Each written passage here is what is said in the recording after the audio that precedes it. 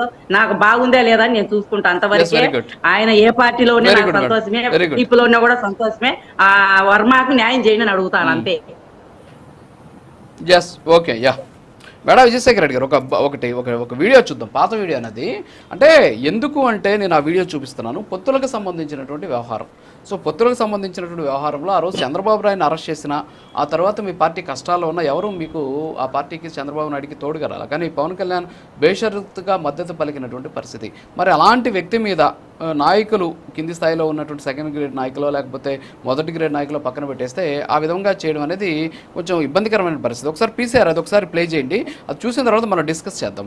ఒక్కసారి అది ప్లే చేయండి ప్లీజ్. ఇది నేను ఆయన పక్కన పెట్టుకుని చెప్పాలి. ఆయన నలిగిపోయారు.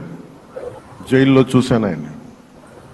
పాపం భువనేశ్వర్ గారి బాధను చూశాను. నేను అనుకున్నాను, అమ్మ మీరు కన్నీళ్ళు పెట్టుకోండి, మంచి రోజులు వస్తాయని చెప్పిన మంచి రోజులు వచ్చినాయి.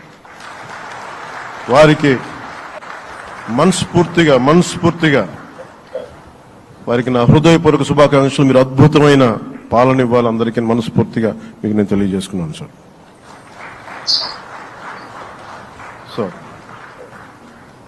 ఇప్పుడు శ్రీ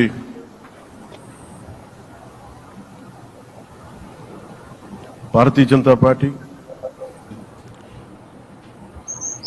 రైట్ సార్, విన్నాం మనం. విజయశేఖర రెడ్డి గారు విన్నాం. మరి పవన్ కళ్యాణ్ గారు ఏ విధంగా మాట్లాడారు, ఆ రోజు ఉన్నటువంటి చంద్రబాబు నాయుడు గారి పరిస్థితి.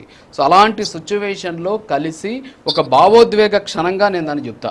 ఎందుకంటే ఆ రోజు చంద్రబాబు నాయుడు గారి పరిస్థితి తెలుసు, ఆ రోజు రాష్ట్రంలో ఉన్నటువంటి సిచ్యువేషన్ తెలుసు.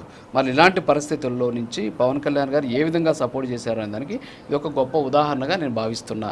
మరి మీరు ఇప్పుడు చర్యలు తీసుకోవడం, వర్మ మీద చర్యలు తీసుకోవడం, వర్మ పవన్ కళ్యాణ్కి సంబంధించి జనసేనకు సంబంధించి కొంచెం వ్యతిరేకంగా వెళ్తూ ఉన్నటువంటి పరిస్థితులు నేపథ్యంలో నాట్ ఓన్లీ నేను ఫ్లెక్సీలు కుర్చీల గురించి నేను మాట్లాడలా, గతంలో పవన్ కళ్యాణ్ గారు అభివృద్ధి కార్యక్రమాలు ఏం చేశామని పిఠాపురంలో అని చెప్పేసి ఒక పెద్ద ఒక పోస్టర్ ఒకటి రిలీజ్ చేస్తే వెంటనే ఒక ఏరియాకి వెళ్ళి ఇదో ఇక్కడ మురుగు కాలువలు ఎక్కువగా ఉన్నాయి, మురుగు కూడా ఎత్తట్లేదు మా నియోజకవర్గంలో అని చెప్పేసి ఆయన సెల్ఫీ వీడియోలు చేసినటువంటి పరిస్థితి. సో ఏదో నేను కుర్చీలు ఫ్లెక్సీలు చూసి ఒక ఇన్సిడెంట్ని బట్టి నేను చెప్పట్లేదు. సో ఇప్పటికైనా సరే మీ పార్టీ అధిష్టానం చర్యలు తీసుకోవడం కరెక్టే అంటారా? అదే కదా సార్. సార్ నేను అంటున్నా, ఇప్పుడు ఏదైతే మీరు వీడియో చూపించారో వాస్తవంగా ఈ రాష్ట్రంలో ఒక mega power star Pawan Kalyan గారు, మంచి మాస్ అపీలు, మాస్ ఇమేజ్ ఉన్న నాయకుడు, లక్షల మందిని ఒక చోట చేర్చగలిగే సత్తా ఉన్న వ్యక్తి, ప్రవాహంలా మాటలు మాట్లాడగల వాక్చాతుర్యం ఉన్న వ్యక్తి.